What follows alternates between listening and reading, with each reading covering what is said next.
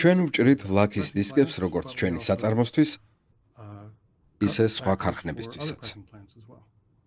უმეტესად ალბათ, შემთხვევათა 90%-ში მასტერებს ციფრული აუდიო ფაილების სახით ვიღებთ.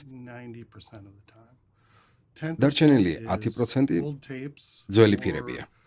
ან მცირე ნაწილი ახალი ჩანაწერებისა, რომლებიც ფირზეა დამიქსული.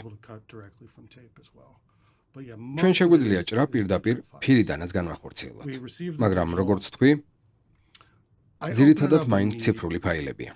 როგორც კი ციფრულ ვერსიას ვიღებ, მაშინვე ვხსნი მას. ვათვალიერებ და ვადგენ, არის თუ არა რაიმე ხარვეზი.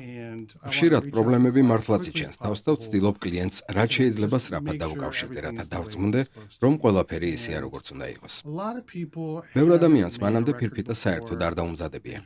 მათ სხვადასხვა ისტორიები აქვთ მოსმენელი იმის